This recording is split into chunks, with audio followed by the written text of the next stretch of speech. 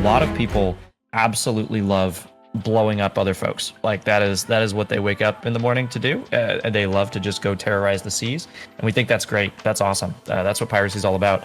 But then there's another subset of people who they just want to hang out, right? And they just want to maybe fish, maybe be just really really casual and relaxed while they're exploring the high seas.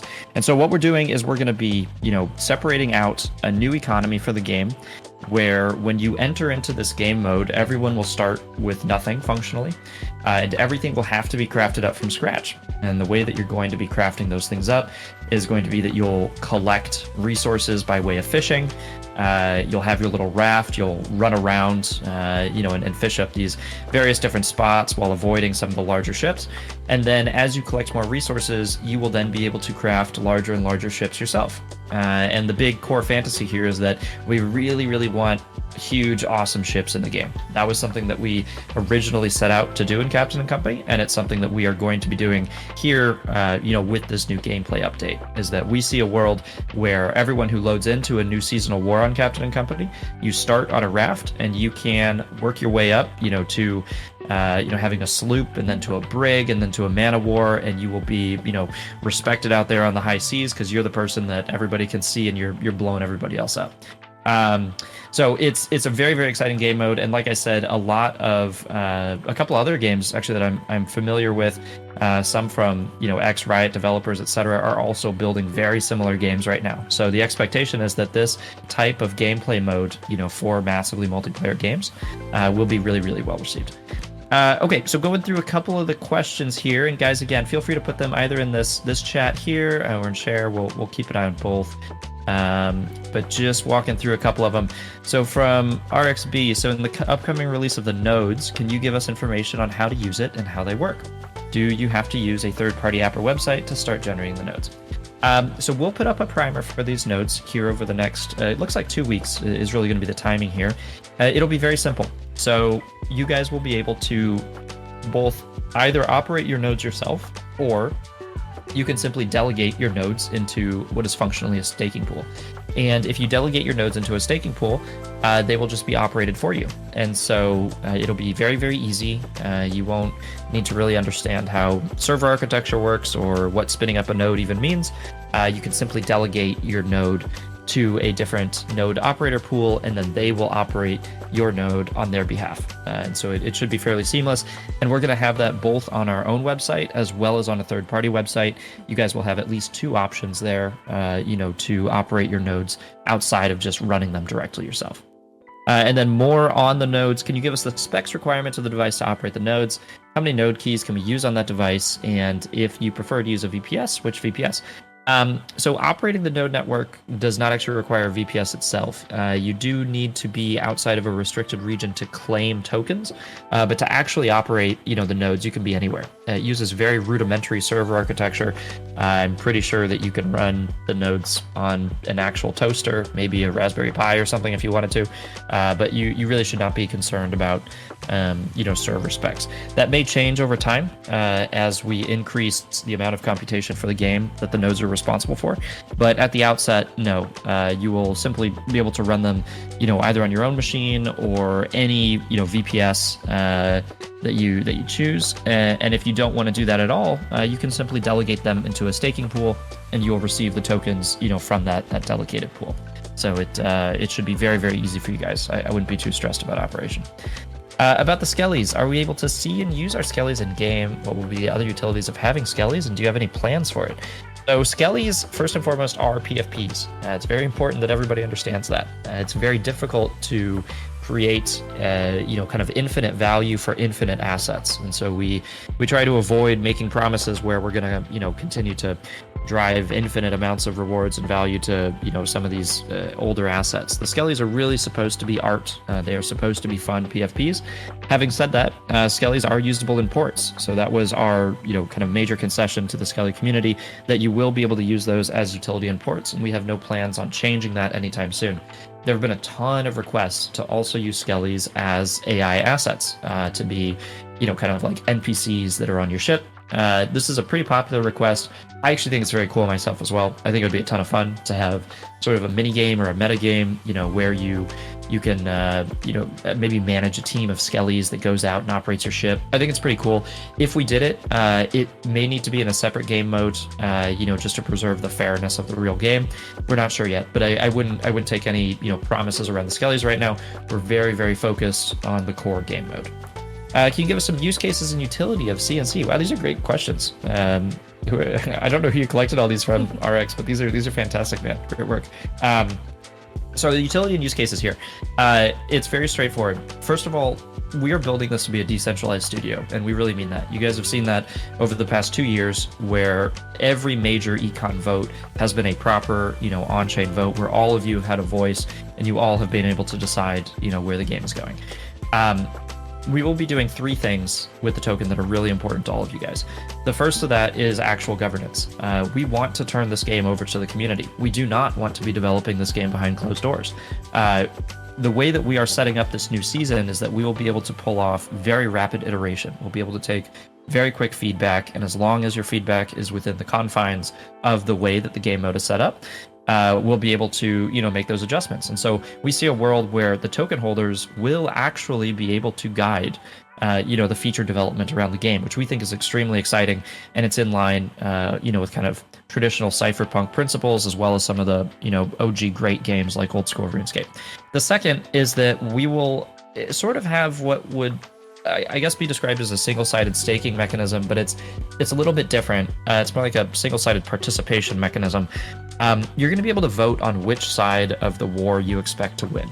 And so what that looks like is there will always be a blue team and a red team, and your CNC tokens will basically allow you to vote on whether or not you think the blue team or the red team is going to win. And if your choice is correct, then you're going to end up with some bonus, portion of the reward chest at the end of the season. And so this is, kind of speaking more to the, the passive metagamers who, we have a very fond, outlay here for in the audience, where, folks who like the ports, folks who like to just hold a lot of assets and vote, and collect passively, this mechanism is designed for them. So they will be able to just vote using their CNC token balance, and they will then, if they're correct in their vote, they'll get a bonus on their rewards that they get out of the war chest at the end of the season. We're also going to have a function in there where if people don't know which side they want to vote for, they can just not vote, and they'll still get a portion of the war chest, just less. So that's 2 of the functions. First, governance, and second, those passive rewards from the war chest. And then the third one is it will become the game currency. So it will actually be used for all, Nuggies purchases, Nuggies withdrawals, etc. It will be the de facto currency of the ecosystem. And we think that that's, very important from a branding and community perspective, that you guys understand that this token, is not only governance over game features, it's not only, a form of reward yield inside of the game, but it's also, obviously the actual de facto unit of currency. And then finally, do you have plans for Captain Company to add a product outside of Web3? Maybe. I think that CNC largely is a Web3 product. But having said that, the new game mode, the direction here is that we want to take this, to Epic. We want to take this to Steam. We want to take this to Google Play, to iOS, etc. CNC is a real game, right? Like we have a very, very proper game here. We've got big aspirations to make this thing huge. And, to date, I would describe what we've been doing as, like early alpha testing, right? I mean, we pivot the game every 6 months. That's highly abnormal, and we do that because we are in Web3 and we're still trying to find that core loop and really find the fun in the game. And we're optimistic that this next game mode update, this might be it. I think it's going to take a couple more iterations here, but when we feel really comfortable, the game plan is to take this thing out to Web 2, and really get this on all Crafts platform stores, which very few games, have the ability to do. Because we're so lightweight, we can do this thing on mobile, we can do this thing on PC. There's no reason we potentially couldn't even put it on console, if for some reason people wanted it on console though. And so that was all of RX's questions. Awesome questions, man. Those were really, really cool, guys. You can feel free to keep them coming in here. Let's see what else we got. How is this game going to be different for fresh and Web 2 players? Okay, so yeah, this is a good question that kind of builds on, RX's question up there. Effectively, from a Web 2 perspective in the new game mode, they will be able to come in immediately and start farming up resources as what is basically a fisherman. They will likely need a pirate pass of some kind, you know, to be able to pass the reward caps. So just like most games, right, there will be a monetization element to it. But beyond that, as soon as they've collected enough resources and they want to craft a ship, they will be able to then, you know, craft a ship and pay some moderate amount of nuggies to complete that craft, and then they can compete in the full seasonal war. This is getting to be pretty popular. You guys may start seeing this on the news. It's called the Sweepstakes Model. Folks are very fond of this, where you basically play a game and then you earn some reward currency and you can cash out that reward currency to cash. These are the kinds of loops that we are also leaning into here, you know, on the CNC side, just using crypto rails instead. And so we think that for a certain audience, you know, who is more risk forward, they will be interested in participating in this stuff. They'll find value in the skill-based kind of you know, wager-ish contest of trying to build your own ship and then blow the people up. And so the net is that the Web 2 players should feel relatively at home, and to the degree that we get feedback later that we need to, you know, pare down any type of NFT interactions to make it easier for Web 2 people, we may do that. You know, we may make it, you know, even easier for Web 2 folks to come in, and even lower cost for them. And that's really the kind of the design freedom that we're going for here with the new mode, is that we're going to have to iterate very quickly, and, you know, kind of understand where the market is at. All right, next, will my level be reset? So there's going to be a couple different levels, and we may play with this over time. Your character level will reset, yes. At the beginning of each season, your character level will reset. All of your talents will reset. Your perks will reset, etc. It's basically a clean wipe each time. What we're going to leave is we're going to leave your individual skill levels as well as your reputation levels, which I think haven't actually been turned on yet, but you're going to keep those two because they don't actually directly influence gameplay. They're more about you as a person, you know, and your history inside of CNC, and so we want you to keep those. And so you'll keep those, but you'll reset anything related to actual gameplay advantage. Will basically reset at the beginning of each season. When can I use the perk cards I've acquired? Okay, so this is a great question. So perk cards are, you know, they impact gameplay. They impact gameplay heavily. We haven't really allowed folks to use perk cards too much to date. There have been ways to do it. It's just very difficult. In the new game mode, perk cards are going to play a huge role. So it's a very, very key part of progression is to collect perk cards in the new mode. And we're going to make it easier for you guys to kind of collect and craft those perk cards in the new mode itself. For the perk cards that you've already acquired, the way we're going to be dealing with this is that you will get, you know, a blueprint which you can unlock on your account, so that you can always craft that perk card going forward in all, you know, future wars and seasons. But just like any other gameplay element, you know, they're going to need to be reset at the start of each war. So you should see them the same way that we, you know, are dealing with ships. Basically, you will have a permanent unlock, you know, of the recipe to craft that perk or ship, and you can always craft it, you know, at the start of each new season. Can the enemy faction come bother me on my side of my map when I'm fishing? Yes. So similar to, you know, pretty much all MMOs, if someone's bold enough to cross the line, they can. Now, there are going to be a bunch of ships patrolling on each side. So you'll have like friendly guards, you know, kind of watching out for you. And we're going to be tweaking, you know, the amounts of guards, the difficulty of guards, you know, whether or not they one-shot people or not, basically. So yeah, like you definitely can come get harassed, but I would say we're trying to make it unlikely. We're trying to keep combat in the front, and then people who just want to farm peacefully, we're aiming to just have them, you know, fish peacefully in the back. But no, there's no promise that, you know, someone's not going to take a super long way around the map and then, you know, come back door or something. They probably will be able to do that still. Let's see what else we got. Will I be able to sell my excess resources in game to those who need to build ships? Yes. So this is a key part of the new economy. We expect, especially at the start of each new season, there to be substantial interest in people acquiring resources to craft ships quickly. So we think that, you know, given Web3's penchant for scholar type setups, we expect people to mostly just be farming and selling resources at the beginning of each season. And then you'll have your larger type players who want to accrue those resources. They want to purchase those, from farmer type players to then craft ships and then go after the actually huge, war chest rewards. So right now in the current configuration, and all of this is very subject to change, and we want to take community feedback the whole way through here. But in the current iteration, players who are farming up resources, they will basically be strictly farming those resources and selling them. They are not part of the reward loop yet. So that means that if someone wants to opt into trying to monetize and cash out, they can do that, but they won't be participating in the war chest rewards, right? Those are really reserved right now for people who are capturing points, capturing objectives, destroying other ships, etc. And so you'll kind of be making a decision about what kind of gameplay you want to play. If you just want to be a peaceful farmer who's collecting resources, or if you want, to kind of go out there and be a pirate and start sinking other ships.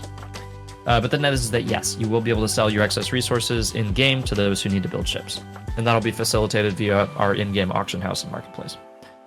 All right, what else we got here? Oh, will there be support for game controllers? Yeah, possibly, actually. There's no reason we can't. We actually had it in the game a very long time ago. We took it out just because there weren't that many people playing on game controllers and we needed less space to QA. But yeah, we absolutely could put that back in the future. Would be cool to have a feature where we can place a marker on the map. Yes, so Apex Legends style ping systems are in the works.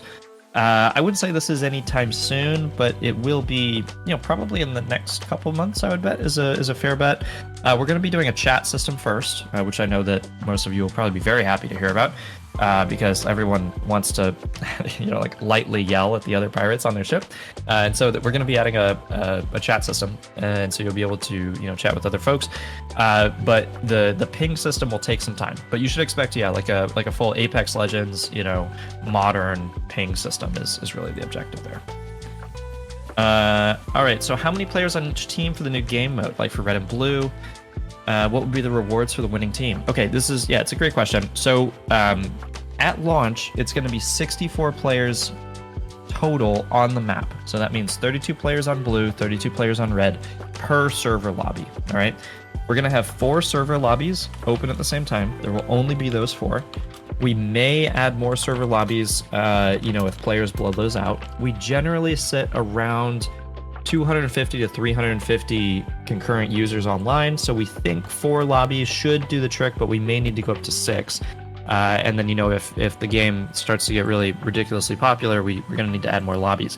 But yeah, the way you should imagine it is that each individual lobby will have 32 blue players and 32 red players. We're currently not doing any clever restrictions around you can only have so many ships on each side. It's really just, 32 players on each side of each faction. And again, as we get more feedback about the mode, we're likely to add specific rules, right? Where you can only have so many brigs, so many man of war, so many sloops. But for now, we're just keeping it very simple. You got 32 players on each side, 64 players per map. We're going to be putting in a hardware upgrade or a tech upgrade. It's going to be well later this year. It'll probably be 6 to 9 months out, but that'll enable us to double all those numbers. So then we'll be able to go to 128 and potentially even further. But it's a very, very complicated tech upgrade, so it's going to take some time. But our objective is really to make massive multiplayer naval battles. So the higher player count we can get to, the better. And we're even exploring other engines, which could be hundreds of players on each side, which would just be absolutely insane. And then what would be the rewards for the winning team? So this is in the white paper right now. You guys can go skim through it, docs.capandco.gg. I'll put it in the chat here. The way that the war chest works, which is kind of where the loot at the end of a season is, it basically takes all of the crafting fees that have been used to create all the ships and everything, all those nuggies, as well as any sponsorship, advertising dollars, etc., that we managed to collect. It puts all those into a war chest, and then it all gets split out by way of doubloons. So during the new game mode, obviously everybody's doubloons are going to be reset as we go into it, and you'll earn doubloons for doing various different things, and that will be the reward currency. And the more doubloons you have, ostensibly the more of the war chest you get. We're still deciding on if it's going to be, kind of pseudo random with the war chest, or if it's just going to be linear distribution. But the net is, the more doubloons you have, the better chance that you have of getting, more and more cash basically out of the war chest. And those rewards out of the war chest will be principally nuggies. So that the objective here is to, get to a cashable reward basis so that people are actually competing. Some of this obviously is influenced by, groups like On-Chain Heroes doing pretty well, as well as a couple other, really crypto native groups. Folks like to they like to take risk, and they like to bet on themselves and wager on their teams. And so we're going to be enabling that kind of behavior, and then subsidizing it, with stuff like abstract XP, right, which you'll also be earning as you play in the new game mode. On top of, again, any sponsorship stuff that we happen to get. We are thinking to probably try to have a seasonal sponsor for each one, just to kind of juice the war chest with extra cash, but no promises that we'll be able to do that all the time. And so again, Net, just to answer to the question, what do you get for being the winning team? You get a big part of the war chest, which is generally cashable nuggies, as well as other stuff, blueprints, cosmetics, etc., etc. Will there be some mini games in the future? Yeah, I mean, even with this update, we're adding fishing as a mini game, right? So like that's a whole mini game in process even of itself. The other big one that we've had our eye on for a really long time is poker, obviously. So it's a pirate game. We should probably have poker. We may add like a really, really rapid version of poker that's not too fancy, in the next couple months. But I know a lot of people would absolutely love to have, like a chill poker room as well in here. How does it work with different lobbies? Are captured towers synced across lobbies, or like so you should imagine it as it's like 4 separate games. The way it works is that there's a global leaderboard, a global scoreboard, and the global scoreboard tracks like, okay, the red team has 8 out of 12 towers and the blue team has 4 out of 12 towers. When a lobby is fully won, so it's fully captured by one side, those towers will lock and they can't be recaptured back. So if you lose a total lobby, it's toast. That goes to the winning team. Eventually, when one team captures 100% of towers, the season ends. The war's over, war chest gets distributed, everything resets. So you should really see them as different lobbies, but they sync to a global state, right? So, the big picture objective here is that down the road, we'd want, each lobby to be kind of part of a grid map system, if you will, where each one is really distinct. And so you have, like maybe different resource objectives in different lobbies, right? Like maybe some are more ore focused, some are lumber focused, some are more cloth focused, etc. But you should really imagine that the long run objective here is to have like a massive grid map that expands as you're conducting this naval campaign, across multiple lobbies. And that's something where we'll just be watching CCUs, right? And so if more players are playing the game, we will simply add more lobbies and we'll expand the map. And then again, similarly, if less players are playing, we'll just shrink the map for a season. So it's relatively dynamic. We think it's a pretty robust system that can cater to any size of player base. All right, really good questions, guys. Yeah, keep them coming. Let's see.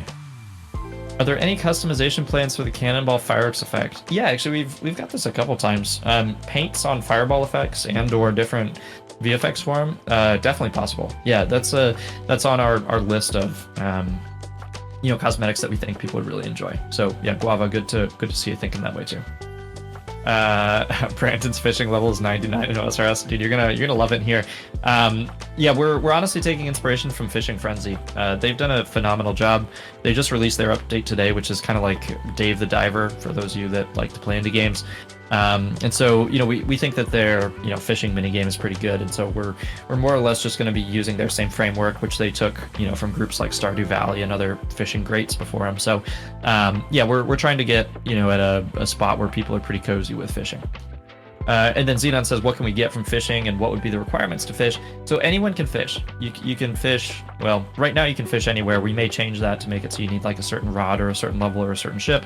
But right now you just go into the map. You should imagine that you're on a raft, because everyone will literally start on a raft at the beginning, and you'll just fish. So you'll go to a fishing spot, and We will have little sharks that spawn to prevent, bots. So you'll need to be quick to get away from the sharks when they pop up. But other than that, it should be a pretty relaxing time. You'll just play a fun fishing minigame, and you'll get resource fish. So those will be they'll have either ore, lumber, or cloth attached to them. It's a little bit different of a take on traditional, harvesting inside of MMOs, but we think it fits the theme, right? So you're instead of like mining a rock, you're gonna fish up a fish, and that fish happens to have a bunch of copper attached to it. All right, this 2025 will be the most exciting campaign. Yeah, I think so too, RX. I think that's awesome, man. Yeah, we're really excited about the game mode. It's incredible. Let's see. All right.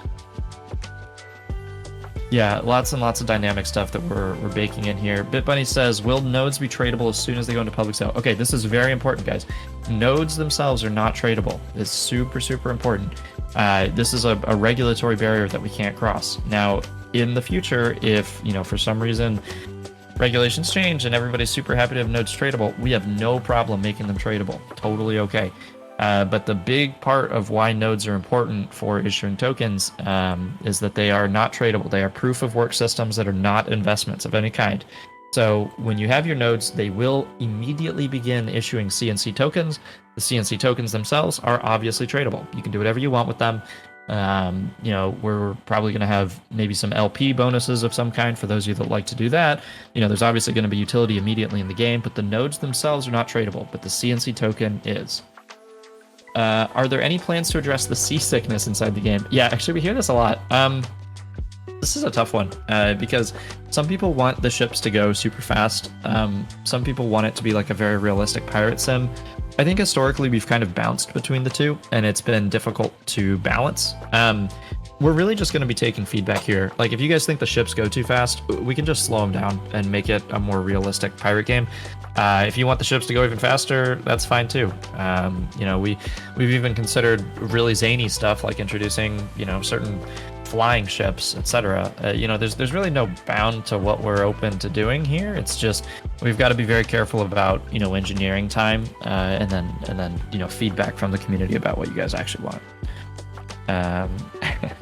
The Kupal memes are great. Yeah, Brandon, like an intense 1 to 3 day Warsong Gulch. That's like a very good way of saying it. Really more Altruck Valley is the take, but yeah, Warsong Gulch, close enough, pretty much.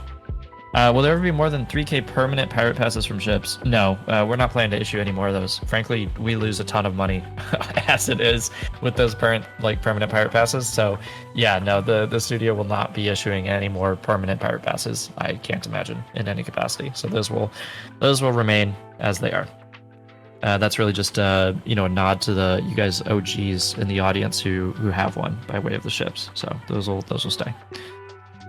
What chain can the nodes be purchased on? Okay, so this is a great question. They're going to be purchasable on Abstract. So the technology here, the way it works, the nodes will be claimed and purchased on Abstract. They will be Abstract NFTs. And when they emit CNC tokens, though, the CNC tokens will be claimed on ETH. Now, that difference is important because when the tokens are claimed, tokens need a home base. And if you set the home base of your token to be an L2, you have a ton of issues in syncing that token, kind of across the broader crypto ecosystem. So when you claim the tokens, the claim will actually happen on ETH, but the node sale itself, as well as the node operation, that's all on Abstract. And obviously there's a bridge between Abstract and ETH, so you can move CNC to wherever you want it to be. Let's see. When Sharknado, honestly, that's a great perk. We should probably add that in the first month. All right, will people be able to board other people's ships in the future or sword fights? No.